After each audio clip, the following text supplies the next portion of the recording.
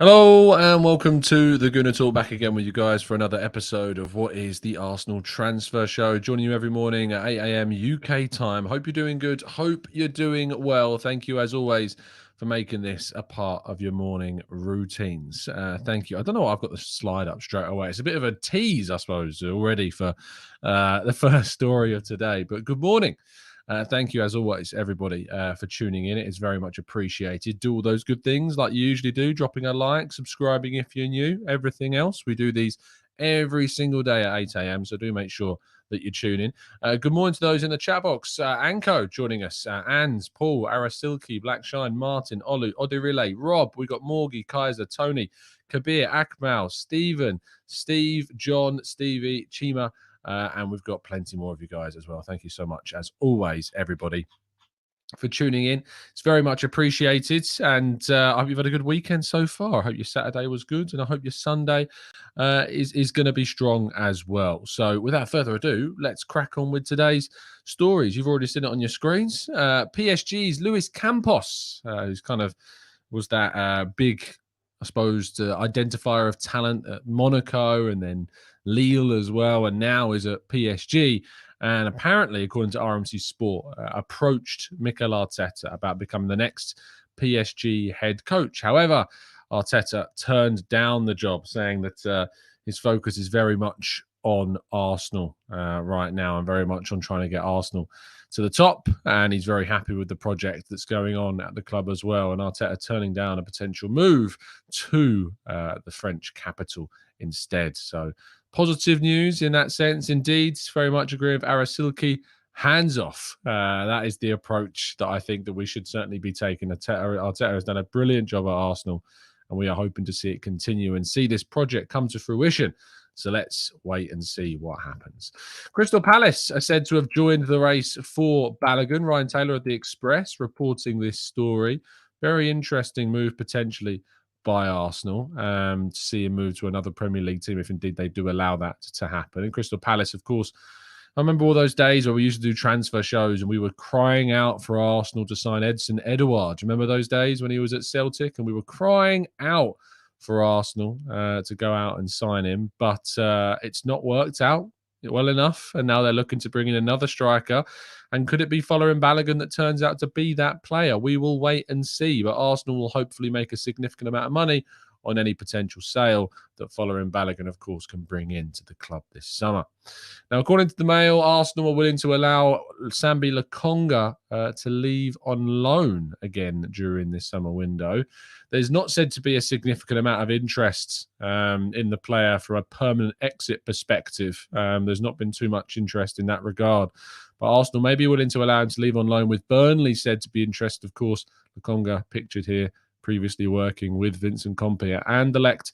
Could this be the move which revives his career, which gets Arsenal into a stronger position financially to move him on in the summer of 2024? We'll have to wait and see, but that would certainly be the strategy behind any Lokonga loan at this stage. But a lack of potential suitors for Lokonga offering enough money. I think we saw a bid rejected from France for Lokonga in January, a significant financial a non-significant financial amount was offered, I think, to Arsenal, who turned that down.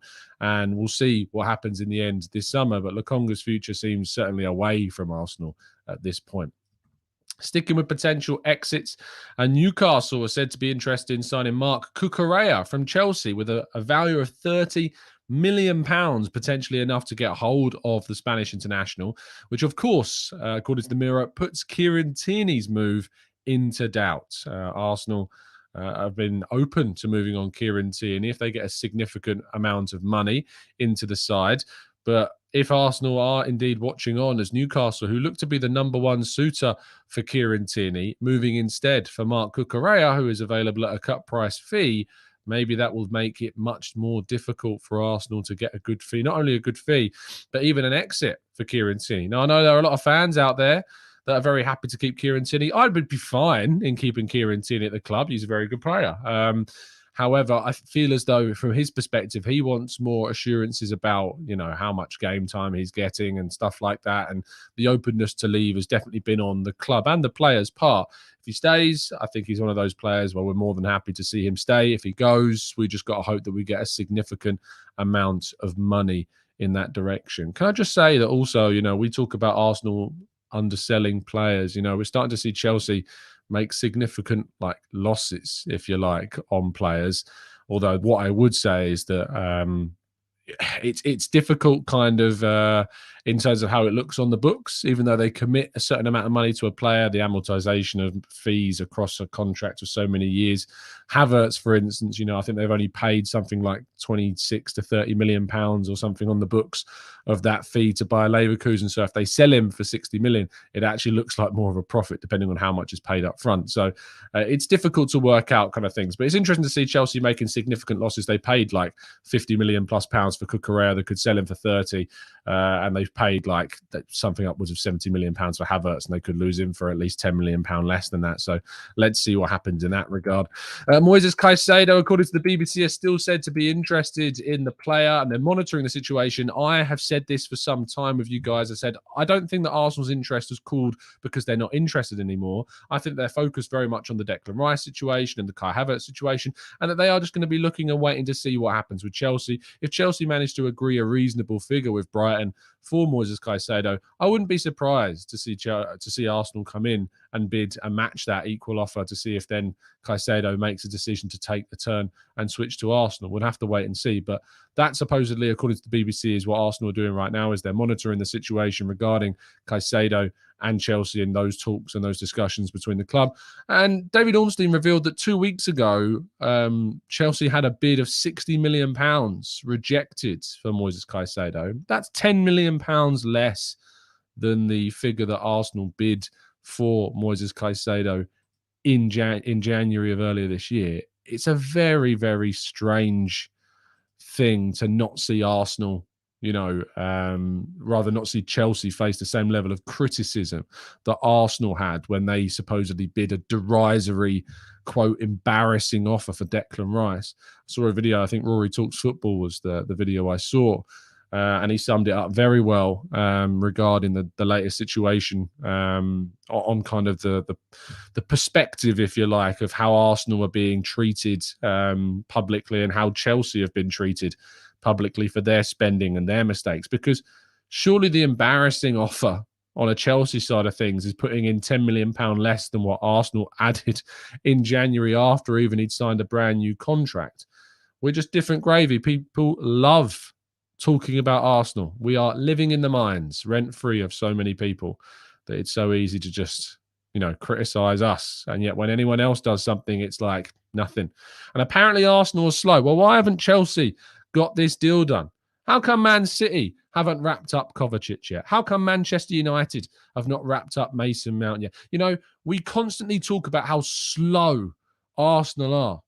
And people look at McAllister going to Liverpool, which, by the way, was a release clause, and yet nothing's said. But because it's Arsenal, lo and behold, it's Arsenal, we have to talk about it rent-free, indeed. Now, according to Fabrizio Romano, Arsenal's deal for Declan Rice is entering what he describes as, quote, crucial days. Now, I feel like I remember a few days ago the deal was entering a critical stage. I don't know what the difference between a critical stage and crucial days are, or a crucial period, maybe in the terminology that was used a few days ago.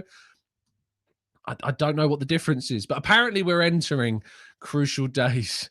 I don't know. I don't know about you, but I'm starting to get the feeling. I don't know if it's starting is the right word. I think I've had the feeling for a long time that the updates that we're getting from specific places, Fabrizio being one of them, very well connected. Got lots of different connections and stuff, but it's almost like the tweets are just reworded in different ways, and we're just getting different, updates on the same thing. That's the way it's starting to feel to me anyway. I feel like we had a tweet on Declan Rice that was just worded a very similar way a few days ago, But Arsenal are still said to be confident in this deal. I know the word confident is something that's been talked about a lot. What you need to know, here are the facts. Arsenal have had a bid rejected. Arsenal are intending, if not already, to have made a second bid that is willing to be upwards of 100 million. And we're waiting to see an outcome of that. That's what we're waiting for. That is the situation. That's what you need to know, is that the second bid is about to or has already gone in. And we're awaiting an answer on what that will be. And, I'm not surprised that David Ornstein, of course, first tweeted out that bid had gone in. And then we quickly heard from a number of outlets that had been rejected. And then I, doing some digging myself, got you the information around the kind of the add-on situation, what Arsenal wanted to include, what West Ham want to include, and the disparity, is that the right word? So the difference, I suppose, between the two. And then my colleague Kai Havertz, Football London, reporting that it was a 6-year instalment of that 80 million guaranteed. So new information is what we want. I have to say, it gets pretty frustrating that we're just given kind of the reworded updates, if you like, but we'll still talk about them. That's for sure. And sticking with Arsenal's priority targets, according to Jacob Steinberger, of course, also one of the key reporters in what's going on around the Declan Rice deal, reporting that 60 million should be enough for Arsenal to sign Kai Havertz in this summer transfer window. Of course, Arsenal had that £55 million bid all in with add-ons rejected, but negotiations continue. They're said to be continuing in a very positive way, and that the clubs are seemingly, confident on coming to an agreement, and that it will be from below, significantly below anyway, that 70 to 75 million pound valuation that Chelsea have, who apparently I saw reports this morning claiming that they even accept that they're being unrealistic with that valuation. So let's see what happens. The more this gets closer, the more excited and intrigued I actually get by it. I'm very intrigued to see what Kai Havertz would do at Arsenal. And if you want to watch our tactical breakdown on Kai Havertz to get a little bit more understanding from the perspective of someone who's seen plenty of him both before he joined Chelsea and afterwards, then I recommend that you go and watch our tactical breakdown on Kai Havertz. Right then, that's the end of part one. So let's go to part two and your questions in the chat box right after this.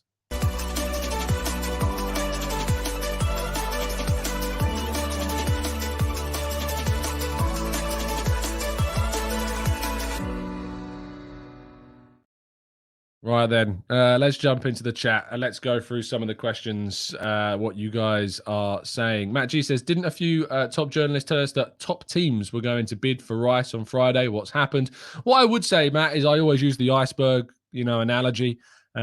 We only get a small fraction of the reality of the situation. That's what we see bubble up to the surface. That's what we see get reported. That's what we see from my own perspective, getting kind of like doing some digging into sources that we've got at FL, in the sense of we only see so little of what the reaction is.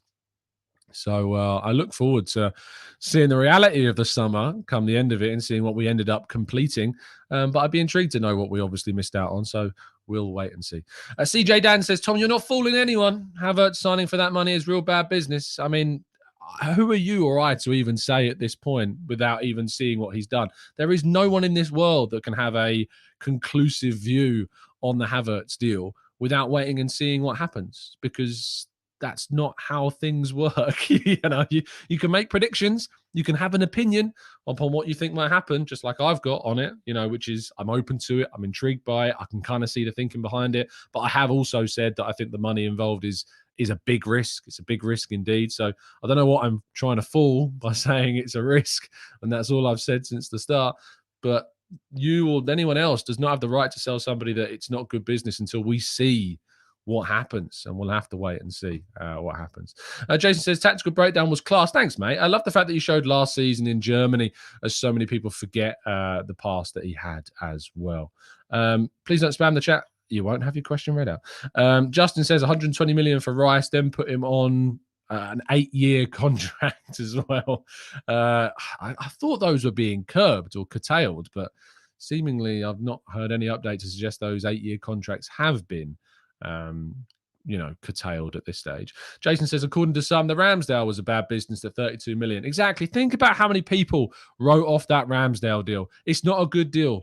Terrible decision by Arsenal to do that, and yet we speak here 2 seasons later, and he's apparently valued, according to CIES, as the most high value goalkeeper in the world. Now, that's where we're at. So that's the situation. You can't rule it out. Oh, I completely missed Kerry Parker. Thank you so much for becoming a brand new member of the chat box. It is very much appreciated. Not only the chat box, but of the channel. Thank you so much for helping support the channel. It is very much appreciated. And Kerry says the price for Havertz is just the issue, but no doubt about his abilities as well. And look, we know the potential that's there, as Kerry points out. The potential in Havertz has been there. And if we were signing him in 2020, I would have been intrigued to see the reaction of people if we were the team that signed him from Bayer Leverkusen 3 years ago, because I think the reaction would have been, wow, Arsenal, what a coup that is. You know, getting one of the most high-profile, highly anticipated young players on the planet who scored 12 goals, 6 assists at 20 years of age in the Bundesliga, had a fantastic season. You know, I wonder what the reaction would have been. And, you know, 3 years later, let's see how indeed a refresh, a new environment is for him, if indeed that deal does get done. Audrey Relay says, where do Smith Rowe and Vieira fit in? They fit into the plans by competing for their place. I was having a good talk with a long-time friend of the channel, Mems, on Twitter yesterday. And Mems tweeted out something. Let me find the tweet so I don't misquote him. Where is it? I think it was at the start of this conversation. So Mems tweeted out saying, not sure how Kai Havertz fits into the Arsenal team. Who's he starting ahead of in that front three? To which I replied to say that we're not about replacing anymore. It's all about strengthening. To which he replied saying it's a lot of money for a backup player. And I don't personally think that Havertz for me is a backup. I don't look at any of the signings that we look to make these days as backups. You know, the word backups for me, as I've talked about a number of times, is outdated. And I think we need to move on from that. And we need to look at strengthening. So the same way in Smith Rowe and Vieira, the idea is that they are strength in depth. They are options that we can use to rotate, that we can change, use different keys for different locks in terms of different oppositions in the league. And we've got to be able to be better at subbing. And Arteta, in terms of his own improvements, you know, he's done a brilliant job. But if I am critical of Arteta, it's because of, for me, the rotation and the in-game management. That is an area of Arteta's game that I think needs to improve. And if he has more options, maybe he'll have the confidence to do that more often. But I think that's the important thing for Arteta, is mastering the level of mastering that level of rotation and substitution that he needs to see Arsenal raised to another level next season. Let's go to Philip says that's true, but not for goalkeepers and centre-backs, though. They are backups. I think centre-backs, actually, you can create competitors. Look at Man City, for instance. You've got Akanji, Laporte, Diaz, Ake. You know, these guys are competitors. I think I've even missed one out. It's John Stones. These are competitive players. And from Arsenal's perspective, we've got Saliba and we've got Gabriel. And we brought in Kivior in January to effectively be a competitor. He might be what many would describe as a backup right now, but his youth and his potential and what he's capable of producing in the future, the idea is that he becomes a competitor. So yes, you may sign a player that looks as more of a backup right now, but the idea is that they become a competitor as they develop, as they improve, and that's what Arsenal are aiming to do. Vegas Gunner says, if we're going to sell Balogun, I'm glad to hear that Palace may be interested. The Italian teams usually push the loan deal type options, and we have heard, you're right, Vegas Gunner, that Inter Milan, AC Milan said to be interested. Roma, I think, have also had an interest in Balogun. Let's see what happens with the Balogun deal, and we'll keep you up to date with any changes, of course, that we see regarding that deal. Balaja says, Tom, would you see us sign an additional midfielder alongside Rice? And how much would you ask for Balogun from Crystal Palace? My minimum asking price of Balogun is £35 million. £35 million, and potentially from another Premier League club getting a homegrown player, there's an argument you can push that up closer to 40. I think that's, for me, the figure that I'd be looking to try and get as a minimum expectation on Balogun, and I'll be disappointed if it's below 30, very disappointed indeed. So that's what I'd be looking at. And in terms of another midfielder, that's what I think Arsenal want to do. They've wanted to sign 2 midfielders. They've put 2 offers in already for 2 midfielders during this summer. 2 offers have indeed gone in for 2 separate players. That's not including Kai Havertz, if you would include him as a third. If you do include him as a midfielder, Arsenal have made offers for 3 separate midfielders this summer. So the intention is there by Arsenal to indeed try and sign 2 what I would describe as the central midfielders, with an additional forward, potentially 8-10 hybrid in Kai Havertz as well. Front Yard says, I think Trusty will surprise us and become competition. He's off, to our understanding. He's going to be moved on permanently this summer, I'm afraid, to disappoint you. Melessi says, Tom, aren't you concerned with the recent amount of flops, especially in our defence? Too many. Who? Tavares? But Ben White's not been a flop. Tomiyasu's not been a flop. Saliba being integrated into the team certainly hasn't been a flop. Gabriel's not been a flop. Zinchenko's not been a flop.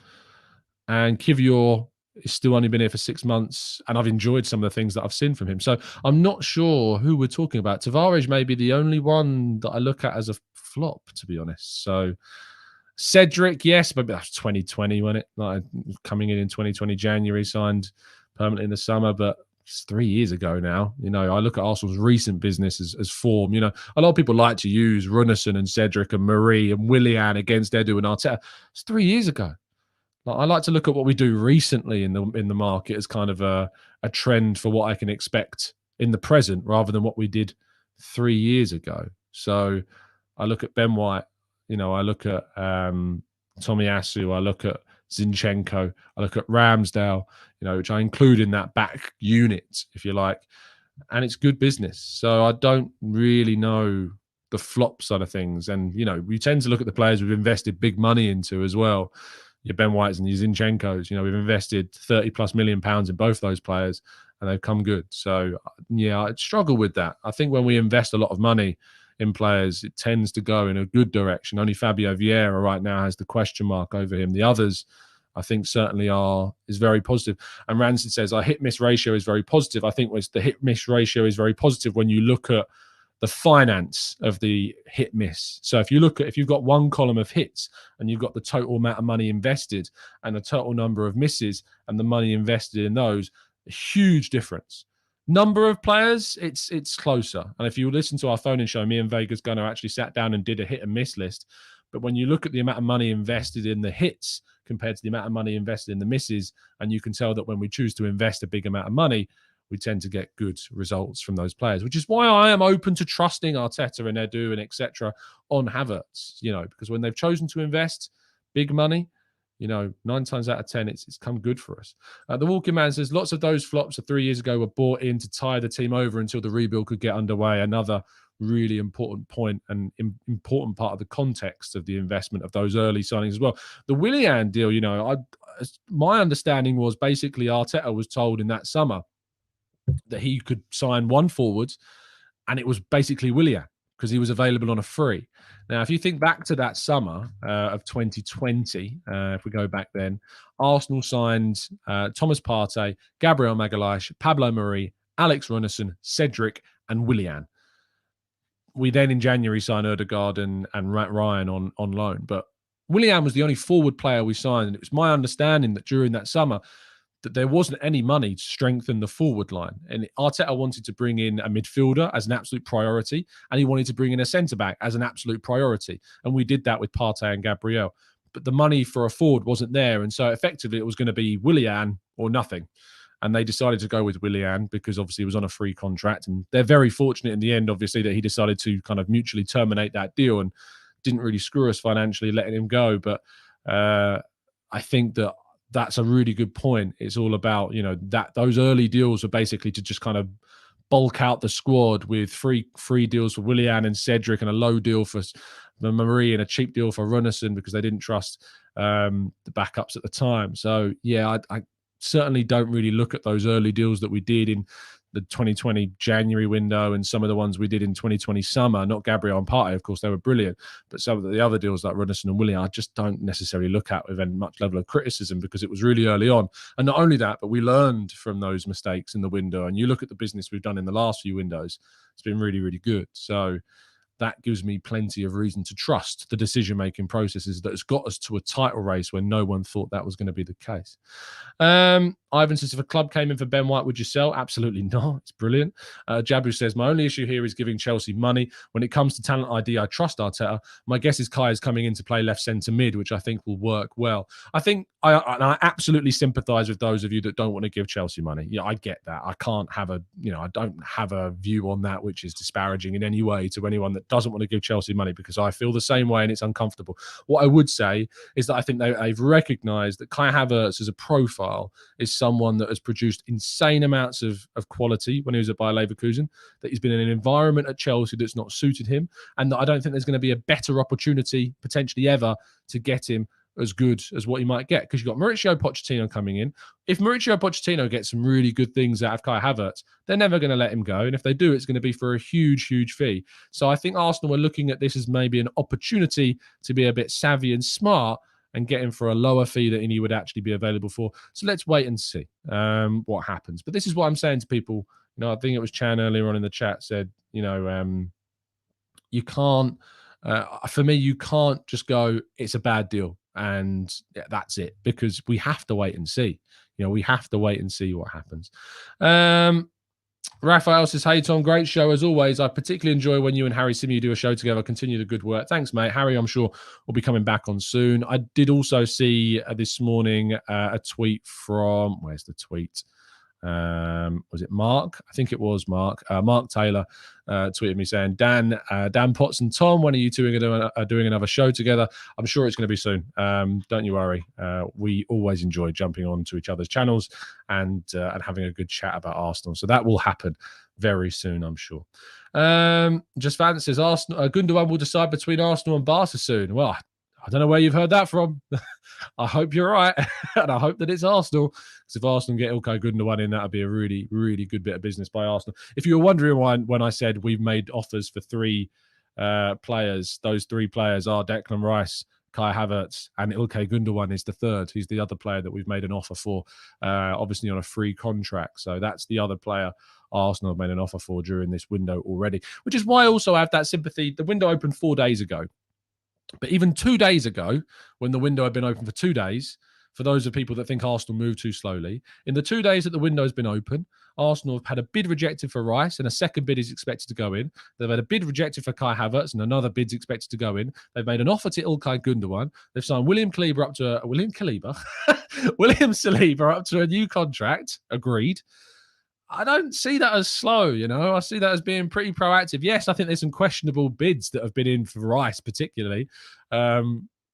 And we're interested in Lavia, as Reece points out as well. And there's an intention to move for Lavia, it seems, as a potential alternative to Caicedo, if indeed I think the Gundogan deal maybe falls through. So I don't see that as slow. I get people's issues with the structure and the manner of maybe the bids that we've made, but the speed, I don't have the same level of, criticalness, if that's even a word, as is William Saliba, who the hell that is. Animal World says, the players bought under Arteta like Willian, Nuno, Sambi and Marie, all of these players will bring good money. That's the most important thing, even if it was the wrong profile. I mean, obviously, Willian didn't bring us anything, but Nuno, I'd expect Arsenal hopefully to make a profit on the £7 million that they made for Nuno Tavares. Sambi, I think we'll be lucky to break even. Marie, we made a little bit of a loss. He's gone to Monza already. But, I think that the idea of Arsenal doing some of their deals was to try and bring in some more money. You also got to remember that we've got a lot of youth players coming through that are expected to make Arsenal some money.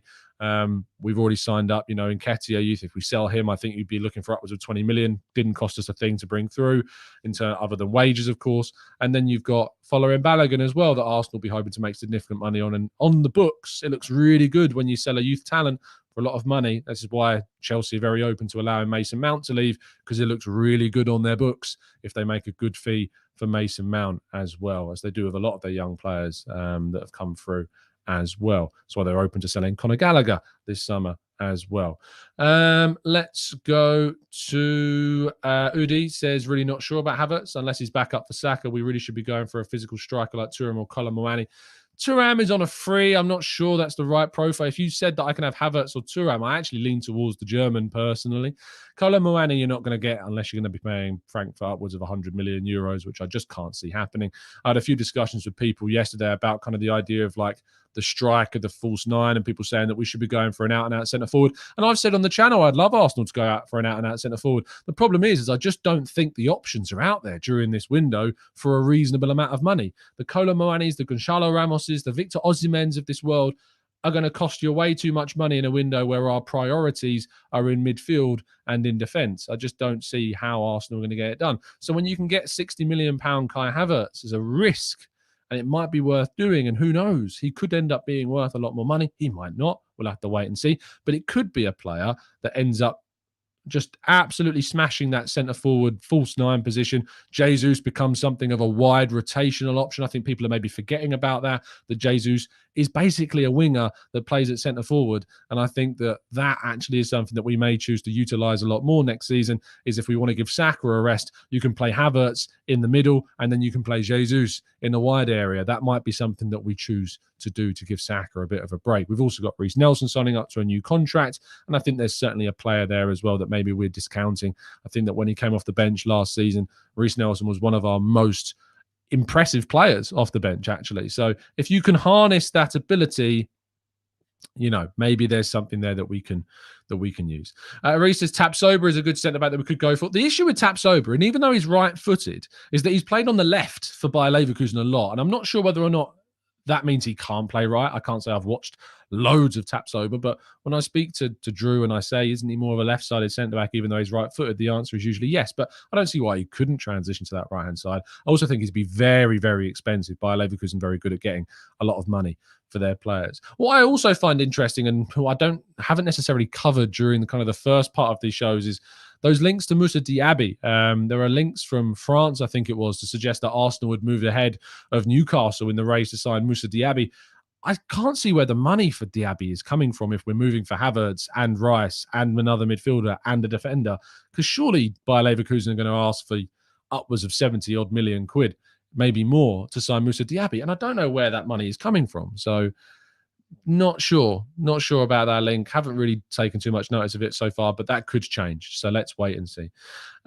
Jeff says, I can see why Arteta is getting Havertz. He can switch in the front three and play him as a target man up top. What I would say to people, and I was talking to James about this at AFTV the other day, is that I'm not sure I like the idea of Havertz in a wide area. I don't like the idea of Havertz being a depth option to Saka or on the other side. For me, Jesus is the depth option to Saka on the right-hand side, and you play Havertz at centre forward in the false nine role, and you, as I've already mentioned, you play Jesus there. I think that's the rotation that you add when you bring in Havertz. I think that the mistake Chelsea made is that they played him in the wide areas too much when they signed him with Werner, and Werner was playing at centre forward. And of course, I know Werner did play in the wide left position sometimes as well, and Havertz did go through the middle, but they played Havertz for me too often in the wide areas, and I think that restricts his abilities as a player. So I'm not that keen on seeing that happen. I would be keen to see Odegaard and Havertz play the same system as what Bayer Leverkusen did, as both playing kind of 8-10 hybrids, with Declan Rice holding.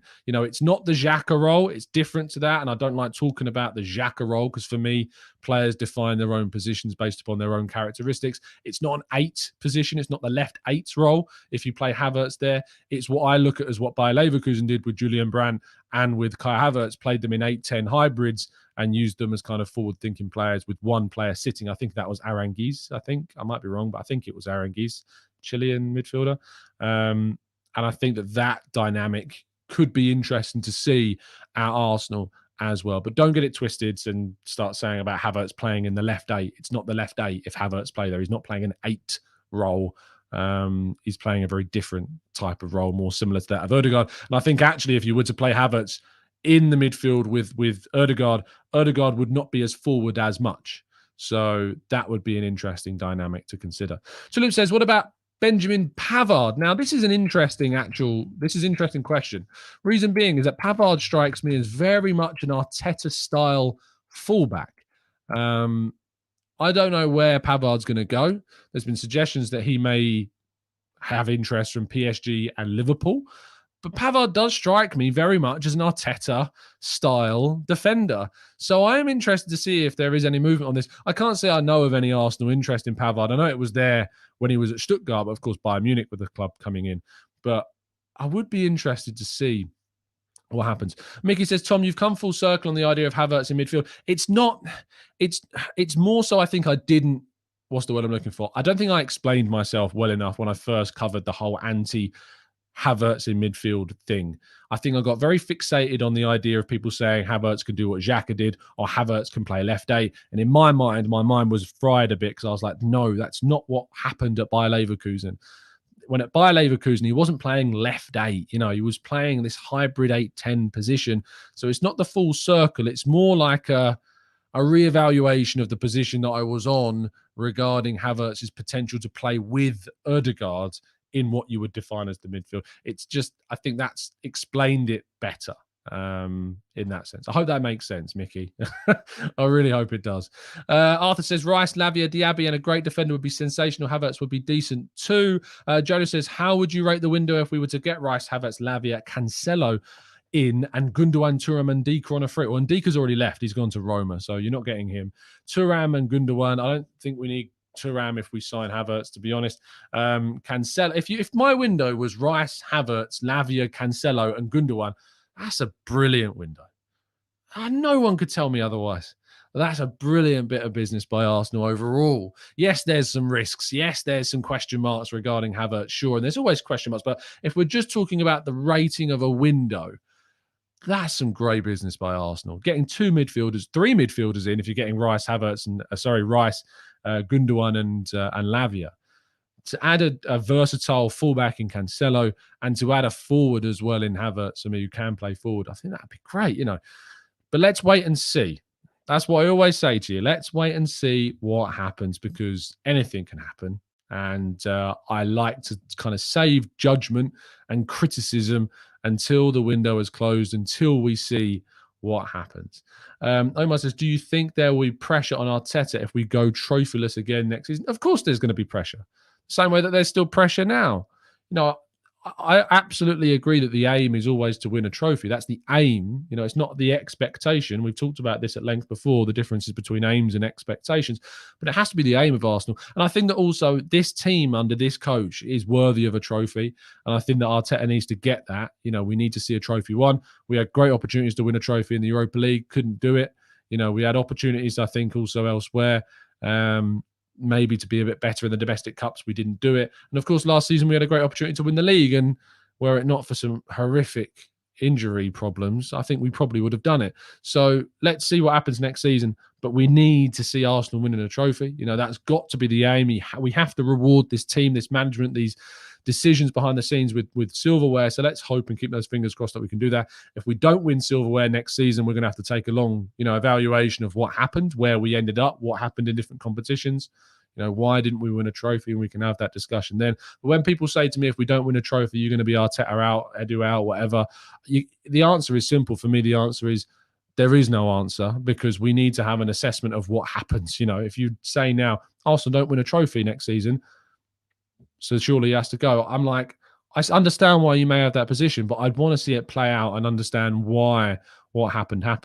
If it's all down to Arteta, if we regress, if we go backwards, if we fall out of the top four, you're asking serious questions about if we're moving in the right direction. But I don't see that happening. Arsenal have been moving forwards under the majority of Arteta's tenure.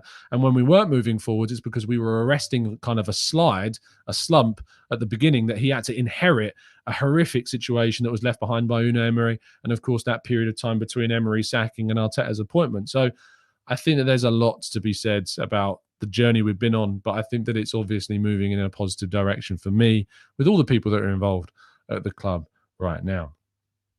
Czech Perk says, Kai and Ødegaard are nowhere near the same player. WTF are you Muppets chatting about? It's always nice when someone can't accept that people have different opinions to others and has to put in. It's just so frustrating, isn't it? Like, I don't get it. I don't really understand the need.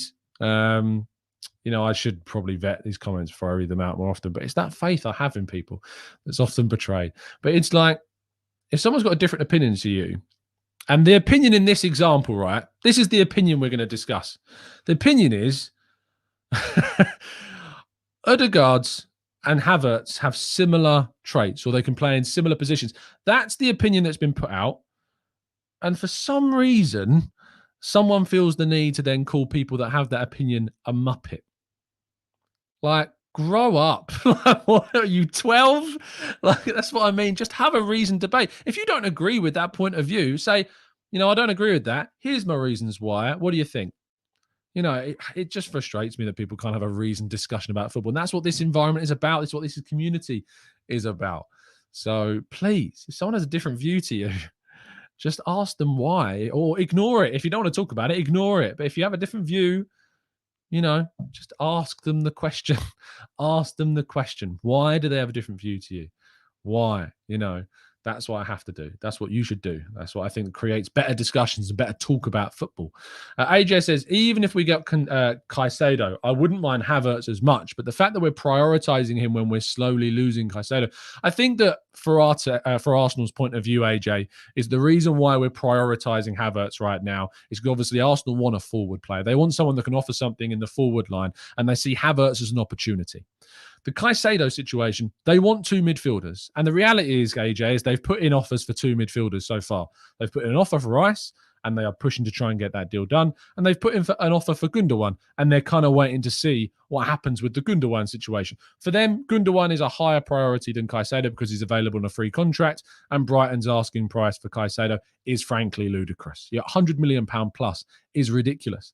And I trust the sources at The Athletic that have reported that Brighton are asking for triple million pound figures. I trust that information. So that's why we're prioritizing these deals, because at the moment, Brighton's asking price for Caicedo is ludicrous. When we're already putting in a record-breaking potential bid for Rice, there's an opportunity for Havertz, and we've made an offer for Gundogan. So I know that you've got an issue with the fact that you think that we're prioritising players over Caicedo when Chelsea are going for him, but there are reasons behind that. There are reasons why we are doing it. Reece says, I'm a Muppet. As in, not me, as in actually Reece saying that to himself, just to make that clear. But fair enough, Reece. I'm not going to, I can't disparage against. If you want to be self-critical, that's up to you. As long as you're not doing it to others, that's fine. Mark says, Tom, thanks for creating an environment of respect on this channel. No problem at all. And hey, look, I'm not going to come across as some prophet of perfection. I'm not. I've made mistakes. I've sometimes snapped at people. I get it. I know. But that's why, in the reaction to that, I'm timing people out. If you've been blocked on the channel and you think, I really wish I hadn't have said that and I regret getting blocked, drop me a DM. Drop me a DM. If we have a good conversation, I'm sure there's a way back. Second chances always. Let's go to... Let's go to just seeing so many funny comments about this now. Alex says, Tom, do you think Arsenal only playing with Chelsea? In terms of are only playing with Chelsea, do you mean in the sense of kind of like we're teasing them with the Caicedo stuff, or like we're letting them do their business, and then if we agree a fee and a deal with Caicedo, then maybe we'll jump in and have them do our hard work for us? Who knows? Maybe. I've definitely theorized about that. So I've definitely, it's definitely been a theory that is the case. But if that's the reality, I don't know. Darren says, do you see Arteta extending his contract past 24-25 if he isn't giving substantial support in the transfer windows? He supports the project, but lacks of success must weigh on him to leave. It's a really good question, Darren. If Arsenal miss out on Rice, if we miss out on Caicedo, if we miss out on Rice and we miss out on Havertz and we miss out on some other priority targets maybe in the summer of 2024, you cannot begrudge Arteta of turning around and being like, these are the players I want. I've taken Arsenal to a level where we competed with Manchester City last season with a squad that, if we're all being very honest, was not ready to do that. And we overachieved in taking that team to that level. I think Arteta would be well within his rights to turn around and say, if you can't deliver, how can you expect me to continue to overachieve if we think about the fact that in 2021-22, our expectation was after we finished 8th, let's get back into Europe. That's the expectation for me. Let's get back into Europe, be it if it was the Europa League, we're back in. That's the next step forward. But we very nearly got top 4, despite no one thinking really that Arteta and Arsenal's team was capable of doing that. Getting into that top 4, we nearly did it. And Arteta, for many, went beyond what the expectation was of that season. I know that a lot of people said, no, Arsenal are entitled to top 4, whatever. We've had that discussion. It's boring. We've been there. And then the following season, it was, okay, we got back into the Europa League. We just missed out on top 4. We have to get top 4 this season. That's the expectation. We have to get into top 4. And again, he overachieved and nearly won the title. And you can't constantly expect a coach to continue to overachieve. Pep Guardiola is doing what Pep Guardiola is expected to do with the money, with the squad, with his abilities, with the people around him, with the backing. he's achieving the expectation of Man City. Every competition that Man City go into, they are expected to win. They play the League Cup. They're expected to win it. They play the Premier League. They're expected to win it. They play in the Champions League. They're expected to win it. They go into the FA Cup. They're expected to win it. There's an argument that even though they won the treble, they underachieved because they were favourites for a fourth competition that they lost to Southampton in. You know, that's the reality. It's not, in my mind, it'd be mental to even suggest for a second that you're going to, look at Man City and go, oh, they underachieved last season because they only won 3 out of 4 trophies. But the reality is that they go into every single competition as favourites.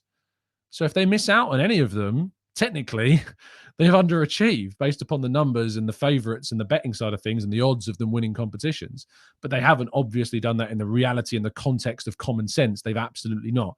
But from an Arsenal point of view, it's completely different because we're not Man City. We've not had 10 years of investment of, let's say, in quotation marks, questionable investment, allegedly. And they've had the best manager in the world for the last, 5-6 years? So from an Arsenal point of view, if you're overachieving, at some point you have to, as Arteta, go and turn around and say, it gets to a stage where I can't be expected to overachieve every season because you've got to back me and you've got to put me into a position where the expectation is, or the aim, even the expectation. If we get to the same level of City, if I go into a season and think that Arsenal's squad is on par with Man City's, right? And I've said this before, and I've done these phone-in shows where people have said, what for you is the expectation of Arsenal and all this stuff? And I said, until Arsenal are on a par with City in terms of their squad, in terms of what is available at Arteta's disposal, if Arsenal's squad, let's say 18 players of competitive level, is on par with that with Man City, then I can turn around and say, the expectation of Arsenal this season is we've got to win the title. We've got to beat City to the title because our squad is capable of doing that, right? And until that point, Arteta's got an argument to say that you've got to back me and get me to that level. You've got to get me to that level because expecting me to constantly overachieve and overachieve and overachieve is not sustainable. So you've got to get the club into a position where it is, as close to, if not on par with Man City, to have the expectation of beating them. Until then, it's the aim. Until we get to on par with City in terms of the resources available to Mikel Arteta's squad, it can only be an aim. It can only be that. And I think I heard, was it on TalkSport? I think I heard someone talking about this. They said, Arteta goes into every season with an expectation by as many to overachieve, to beat City. Because there is no team in the country that at the moment in time, Liverpool did it. They overachieved when they won the league. When they won the Champions League, they overachieved when they did that. That wasn't the expectation on Liverpool's side of things. They certainly then went into seasons with an expectation of challenging City again. But the reality is that City was still the best team in the country and were the favourites for every single competition that they entered. And they're going to be the favourites for every competition they enter next season. So, Darren, you've sparked a really good conversation here with your question, but I hope that makes sense. I hope that's coherent, that I've made that clear enough, because we can't keep expecting Arteta to overachieve. The club have got to back him. The club have got to get his priority targets. They've got to get in the players they want. And guess what? If they turn out to be the wrong players, that's then on Arteta. So if Havertz is the player that Arteta wants, and Havertz is terrible, and it turns out we've overspent on him, we've taken a risk, and Havertz flops, I'll be the first one turning around and said, that was a risk, and it's not paid off. I was willing to sit here and, as I've said, try and make sense of it, back the idea of the signing, and trust Arteta because we've made some good decisions in the market. I'll be the first one to turn around when it fails and says, Arteta, that's on you because you're the one that wanted to push for that player for a lot of money, and it was a big risk, and it's not worked out. So until we back the manager, all the energy is on owners and the people moving the transfers. And if we start to underachieve as a football club on the pitch, that's when I start looking at Mikel Arteta. And for anyone that tells me that we underachieved in the last 2 seasons, I can't personally see that. I can't personally see that that's the case. For me, in 21-22, we achieved what I set out at the start of the season was to get back into Europe. We nearly overachieved by getting into the Champions League. And last season, I set out with the expectation of top 4, qualify for the Champions League. We're absolutely capable of doing that. And we went one step further when we nearly won the title. And we overachieved again. And that's, as I say, that's not sustainable. You can't keep overachieving. Next season, as we proved last season, we have a squad capable of challenging, of pushing Man City, of trying to get as close as we feasibly can to a title. That's what we proved last season. Now, we can't go backwards. Yes, it's going to be harder. Yes, Liverpool are going to get stronger. Yes, Chelsea are going to get stronger. Yes, Manchester United are going to get stronger. They're all going to get better. Spurs, Newcastle, all these teams are going to get better. But so are we. That's the point of a transfer window. And it's also why I don't get the whole argument of we've spent 400 million and won nothing. You know, this idea that we've spent 400 million and won nothing is such a warped, skewed, biased viewpoint. Because when you turn around and say, we've spent 400 million pounds and won nothing, which A, isn't true, because obviously we won the FA Cup and the Community Shield. But B, it completely ignores what every other club does. You know, it's like saying, let's say you've got 6 runners, yeah? You got 6 runners, and in a month's time, those 6 runners are gonna have a race. They're gonna have a 100-meter race in a month's time. And if we're Arsenal and we're in this race to run that 100 meters, right? Arsenal invest in, you know, running shoes, they invest in a personal trainer and a coach for their running, and they improve themselves to a point where, you know, under a budget that they can get ready for that race. And Man City get better shoes than us, get a better trainer than us, that have a better foundation of physical attributes than us at the start of that month. And the other clubs, Chelsea also invest, Man United also invest, Liverpool also invest. And when you come to that race in a month's time, and all those runners are then going, and we don't win that race, we can't turn around and go, but we invested in running shoes and a PT and a running coach. Because the reality is that so did all the other teams. All the other teams also invested in all those things to improve themselves. So when you look at it in a closed analysis and go, well, Arsenal spent 400 million quid.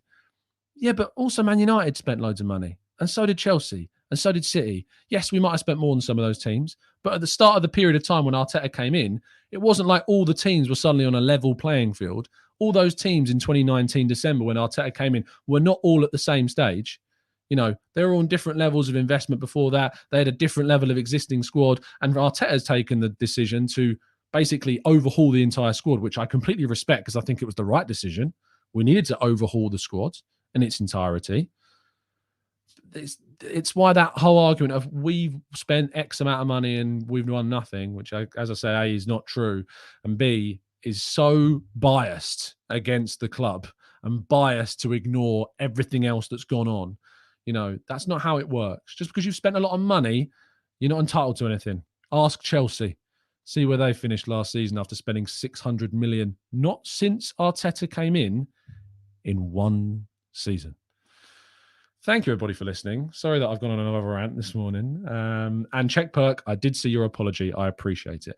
Thank you. Thank you, everybody, in the chat box for tuning in. I really appreciate your time, as always. It is always appreciated. Do indeed drop a like on the video and subscribe to the channel if you're new. I will be producing some articles over at football.london today, and I'll be doing some discussions. I think actually I might do an article about that. I always use these morning shows. I use the chat box a lot for inspiration in a lot of my articles. So I'm always very appreciative that you spark comments. So I think was it Darren that asked the original question? Thank you for that question, because it certainly sparked some reason to write something on that. So I'm probably going to do a piece on that a little bit later on today. And I hope that analogy made sense. I'm not the best with analogies, but I'm hoping that analogy worked. Thank you, everybody, for tuning in. I will see you. Will I see you later on today? Potentially, maybe. I never promise it because I'm not sure, because things happen and I have got a life outside of this. But do check out the articles that will be dropping on FL a little bit later on this afternoon. And yeah, I hope you have a fantastic day. Enjoy yourselves. And as always, up the Arsenal.